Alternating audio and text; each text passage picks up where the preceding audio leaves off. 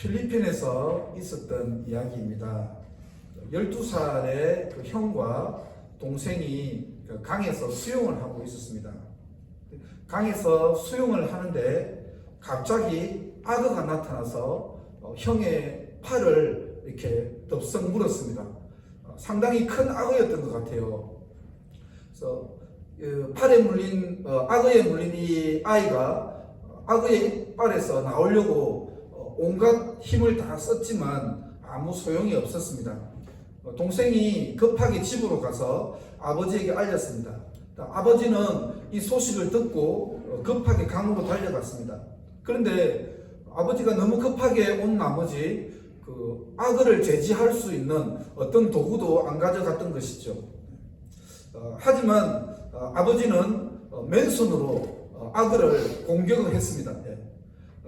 그렇지만 이제 악어가 너무 강하다 보니까 악어가 꿈쩍도 안 한 거죠. 하지만 아버지는 포기를 하지 않았습니다.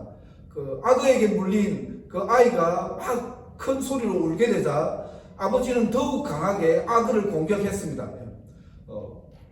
악어의 그 다리를 계속 물어 뜯었다고 합니다.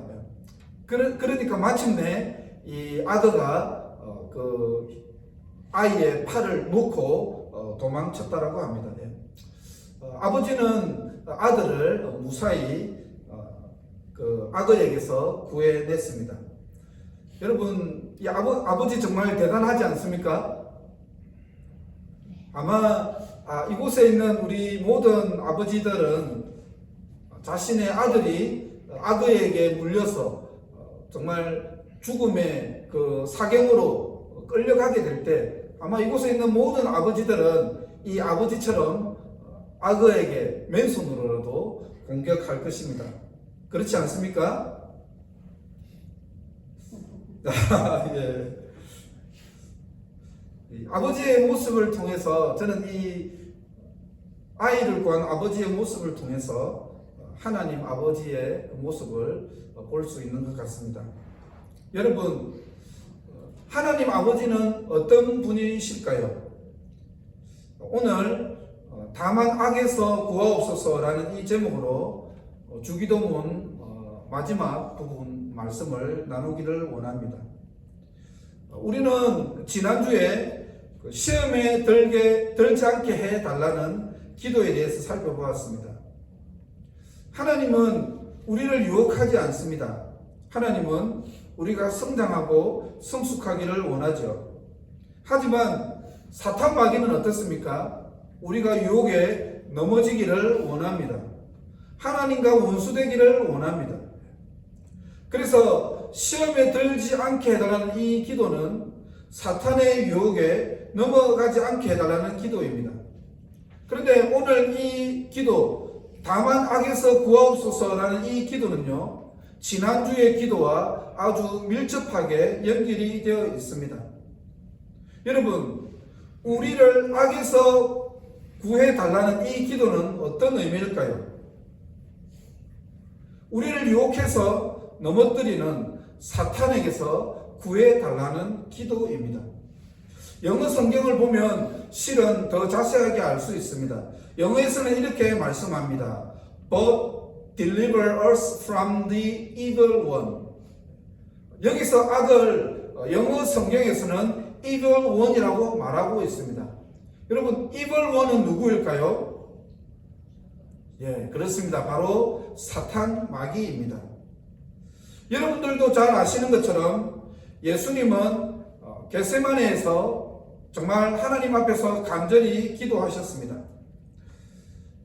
십자가에 달리시기 전에 로마 군사들에게 잡히기 전에 겟세마네 동산에서 밤이 새도록 기도를 하셨습니다. 예수님께서는 겟세마네 동산에서 어떤 기도를 하셨을까요? 우리가 잘 아는 것처럼 하나님의 뜻에 순종할 수 있도록 십자가를 질 수 있도록 간절히 기도하셨습니다. 그리고 예수님께서 아주 오랫동안 기도한 중요한 기도의 내용이 있습니다. 그것은 바로 예수님께서 떠나게 되면 남겨지게 되는 제자들을 위해서 예수님은 간절히 기도하셨습니다. 여러분, 제자들을 두고 떠나야 하는 예수님의 마음은 어떠셨을까요? 요한복음 17장을 보게 되면요, 예수님의 기도가 아주 자세하게 기록되어 있습니다. 특별히 예수님은요, 제자들을 악에서 지켜달라고 간절히 기도했습니다. 요한복음 17장 15절을 볼까요? 다 같이 한번 읽어보도록 하겠습니다. 시작.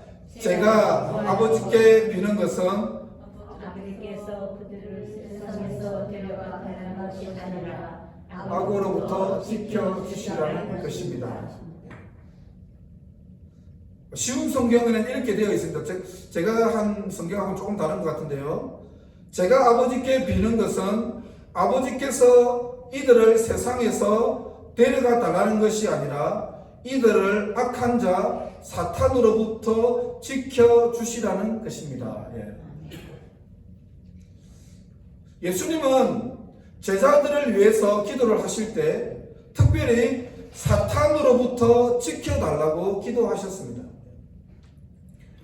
왜 예수님은 사탄으로부터 제자들을 지켜달라고 기도하셨을까요? 여러분, 우리는 왜 사탄으로부터 구해달라고 기도해야 할까요? 첫 번째로는요, 우리의 힘만으로는 사탄을 상대할 수 없기 때문입니다. 에베소서 6장 11절에서 13절 말씀을 볼까요? 다 같이 한번 읽어보도록 하겠습니다. 시작. 마귀의 관계를 능히 대적하기 위하여 하나님의 전신갑주를 입어라.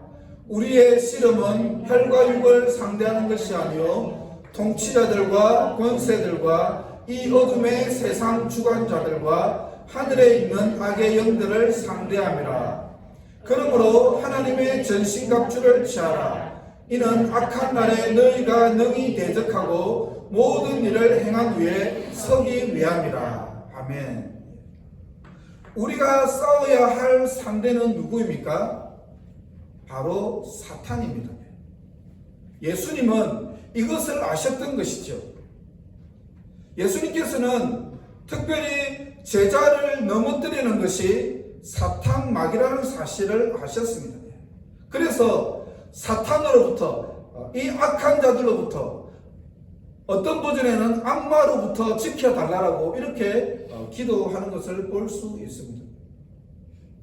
여러분, 사탄은요, 관계를 깨트리고 공동체를 무너뜨립니다.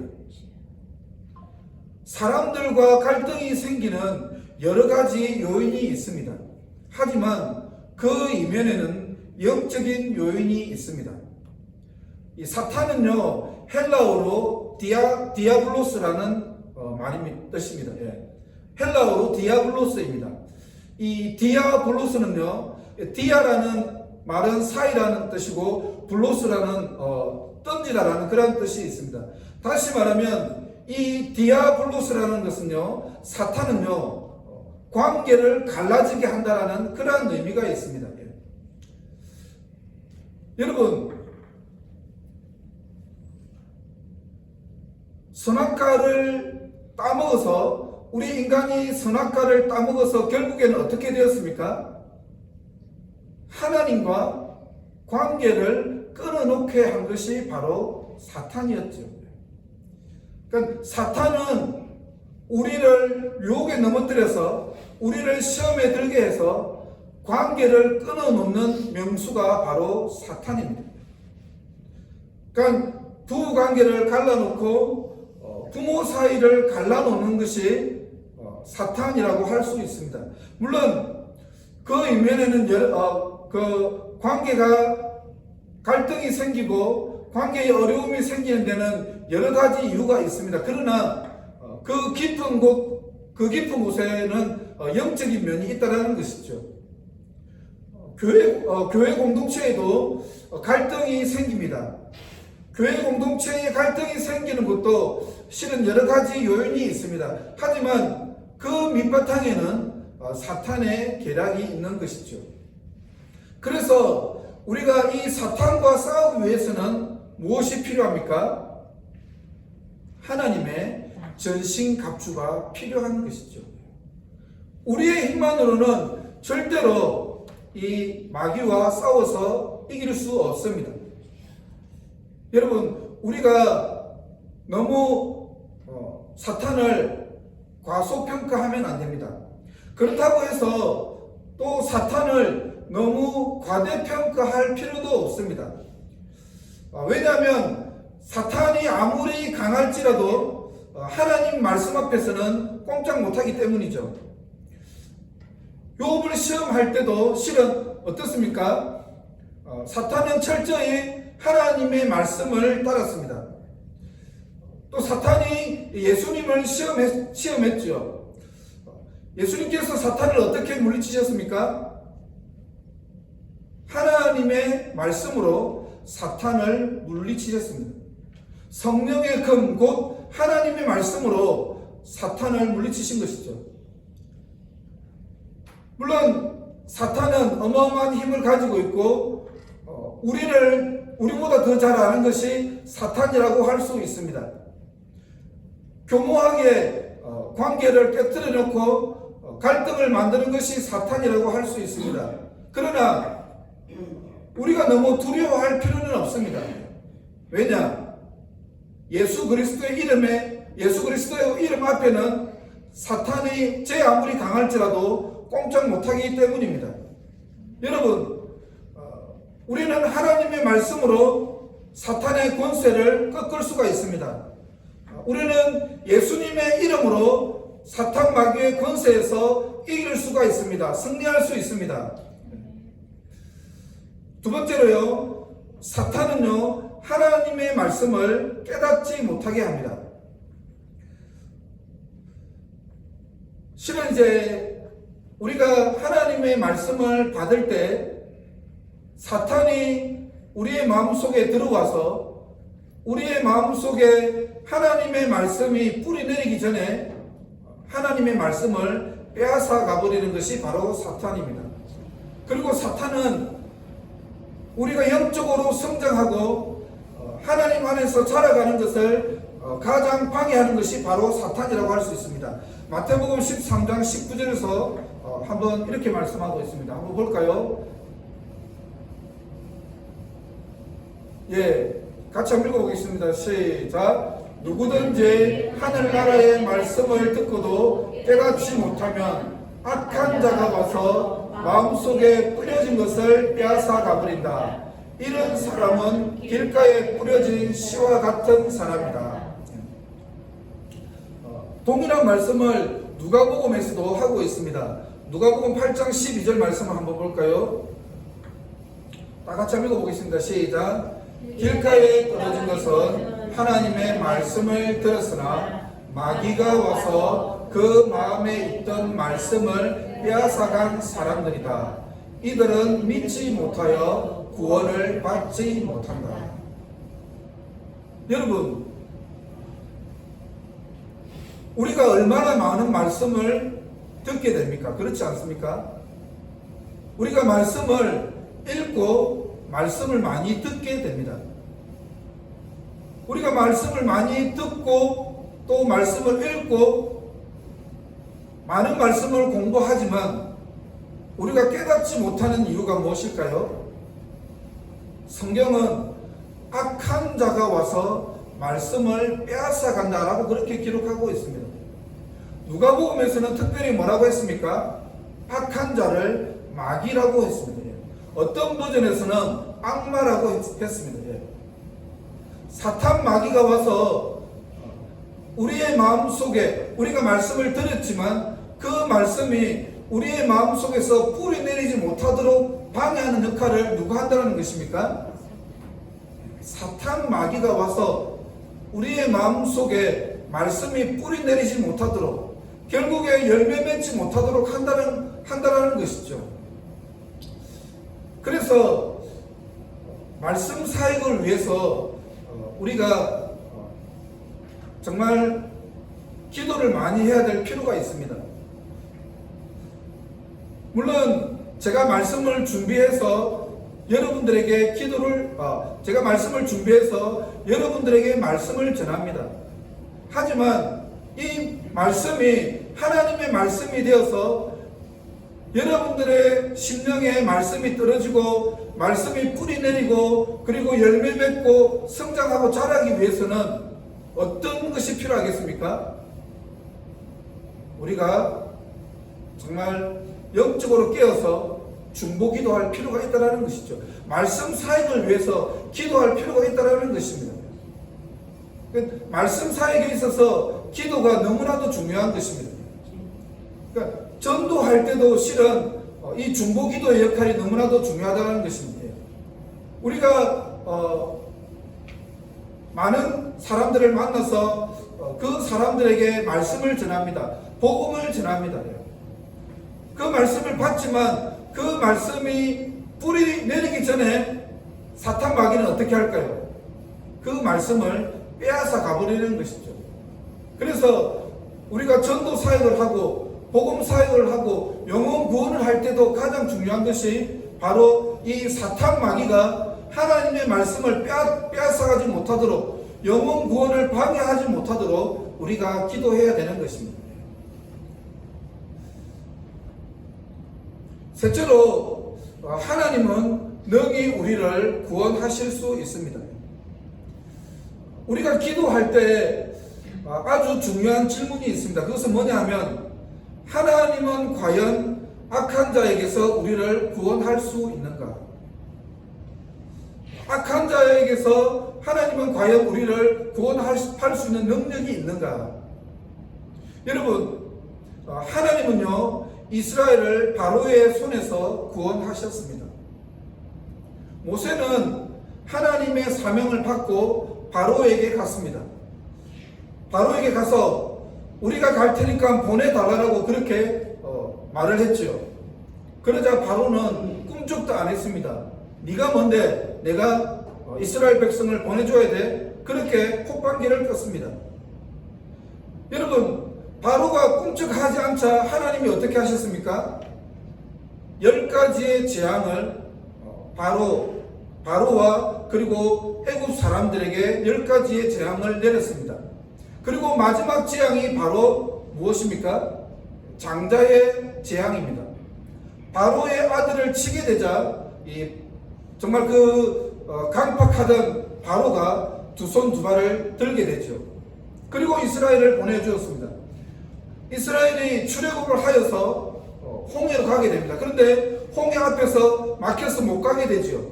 이때 애국 군대가 이스라엘을 추격해오고 있었습니다. 이때도 하나님께서 홍해를 갈라주셨습니다. 그리고 이스라엘은 마른 땅으로 홍해를 건넜습니다. 그리고 이스라엘을 추격해오던 그 애국 군대는 모두 물속에 죽게 됩니다. 여러분, 이스라엘이 어떻게 구원을 받았습니까? 모세의 힘으로, 이스라엘의 힘으로 구원을 받았습니까? 모세의 힘으로, 이스라엘의 힘으로 바로를 상대할 수 있었습니까? 그렇지 않습니다. 하나님께서 이스라엘을 위해 싸워 주셨습니다. 하나님께서 10가지 재앙을 내리셨고 그리고 하나님께서 홍해 길을 열어주셨습니다. 여러분, 우리가 기도하면 하나님께서 우리를 구원해 주실까요? 여러분, 하나님께서는 악으로부터 우리를 구원할 능력이 있을까요? 아멘. 하나님은 능히 우리를 구원할 수 있습니다. 더욱 중요한 사실이 있습니다. 그것은 바로 하나님 아버지는 우리를 사탄의 권세에서 구원하기를 원하십니다. 사탄의 권세에서 우리를 구원하기 위해서 바로 예수 그리스도를 보내주셨습니다. 여러분, 예수님이 오셔서 어떤 일을 하셨습니까? 많은 일을 하셨습니다. 그러나 예수님은 바로 사탄의 권세에서 우리를 구원해 주셨습니다. 골로새서 1장 13절 14절에서 이렇게 말씀합니다. 다 같이 읽어보겠습니다. 시작. 그가 우리를 흑암의 권세에서 건져내사 그의 사랑의 아들의 나라로 옮기셨으니 그 아들 안에서 우리가 속량 곧 죄 사함을 얻었도다. 예수님은 이 땅에 오셔서 우리를 흑암의 권세에서 건져내셨습니다. 여기서 흑암의 권세는 무엇일까요? 바로 사탄의 권세를 말합니다. 우리가 구원받기 전에는요, 사탄의 권세 아래 있었습니다. 사탄의 지배를 받고 있었습니다. 우리가 예수 그리스도로 말미암아 구원받기 전에는 사탄의 종으로 살았던 것이죠. 그런데 예수님이 오셔서 우리를 흑암의 권세에서 건져내셨습니다. 예수님이 오셔서 우리를 사탄의 권세에서 구원해 내셨습니다. 그리고 우리를 자유케 하신 것이죠. 그런데 더욱 놀라운 사실이 있습니다. 그것은 바로 예수님은 지금도 잃어버린 영혼이 하나님 아버지께로 돌아오기 위해서 간절히 중보하고 계시다라는 사실입니다. 히브리서 7장 24절 25절 말씀을 볼까요?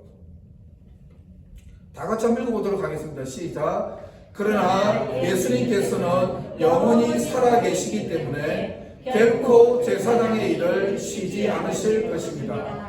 그러므로 예수님은 자기를 통해 하나님께 나오는 자들을 완전히 구원하실 수 있습니다. 예수님은 항상 살아계셔서 하나님께 나오는 자들을 돕고 계시기 때문입니다. 이스라엘의 제사장은 일시적인 제사장입니다. 사람은 영원히 살 수 없지요. 살아있을 동안에만 제사장의 역할, 중보자의 역할을 할 수 있습니다. 하지만 예수님은 영원한 제사장이십니다. 예수님은 죽음을 이기시고 부활하셔서 지금도 우리를 위해 중보하고 계십니다. 특별히 예수님은 무엇을 위해서 기도하실까요? 바로 영혼 구원을 위해서 자기에게 나아오는 자, 하나님께 나아오는 그 영혼들을 구원하기 위해서 지금도 중보하고 계십니다. 여러분, 물론 우리가 어떤 기도를 하든지 하나님은 기뻐하시겠죠. 우리가 어떤 기도를 하든지 하나님은 우리의 기도를 기뻐하실 것입니다. 그런데 우리가 어떤 기도를 할 때 하나님은 가장 기뻐하실까요? 예수님은 우리가 어떤 기도를 할 때 가장 기뻐하실까요? 바로 잃어버린 영혼을 주님께로 구원하기 위해, 그 잃어버린 한 영혼을 위해 기도할 때 하나님은 가장 기뻐하십니다. 왜 그렇습니까? 우리 주님은 잃어버린 자를 구원하기 위해서 이 땅에 내려오셨습니다. 그리고 부활하시고 난 이후에도 잃어버린 영혼이 하나님 아버지께로 돌아오기 위해 지금도 중보하고 계시기 때문입니다. 우리의 삶에 적용하면서 마무리를 하도록 하겠습니다. 사랑하는 성도님들, 먼저 우리 자신을 위해 기도하기를 원합니다. 우리가 시험에 들지 않고 악의 유혹에 넘어지지 않기를, 악으로부터 구원해 달라고 매일 우리 자신을 위해 기도해야 되겠습니다. 그래서 여러분들이 아침에 일어나시면 성령 하나님, 나를 다스려 주십시오. 오늘 하루 하나님의 백성으로 살아갈 수 있게 해달라고 여러분들이 눈을 뜨시면 그렇게 기도하시기를 바랍니다. 둘째로는 우리가 믿지 않는 영혼을 위해 기도해야 되겠습니다. 여러분, 영혼 구원이라는 것은 어떤 것입니까? 어쩌면 오늘 저의 설교가 조금 과격한 설교일 수도 있습니다. 어쩌면 오늘 저의 설교가 조금 거북한 설교일 수도 있습니다. 그러나 여러분, 영혼 구원은요, 직설적으로 말하면요, 사탄에게서 구원하는 것이 영혼 구원입니다. 사탄의 종을 하나님의 자녀로 만드는 것이 영혼 구원입니다. 여러분, 여러분의 친구가 사탄의 종으로 살아가면 되겠습니까? 여러분의 가족이 사탄의 종으로 살아가면 되겠습니까? 아마 이곳에 있는 모든 분들은 여러분이 사랑하는 가족, 여러분의 친구가 사탄의 종으로 살아가는 것이 아니라 하나님의 자녀, 하나님의 백성으로 살아가기를 원할 것입니다. 그렇지 않습니까? 여러분, 여러분의 가족 중에서, 여러분의 친구 중에서 혹시라도 예수 그리스도를 믿지 않는 그런 영혼들이 있습니까? 그러면 그 영혼들을 위해서 그 영혼의 이름을 기록해 놓고 매일매일 주님께 올려드릴 수 있기를 바랍니다. 아기 곰을 구하는 아빠 곰을 보면서 오늘 설교를 마무리하고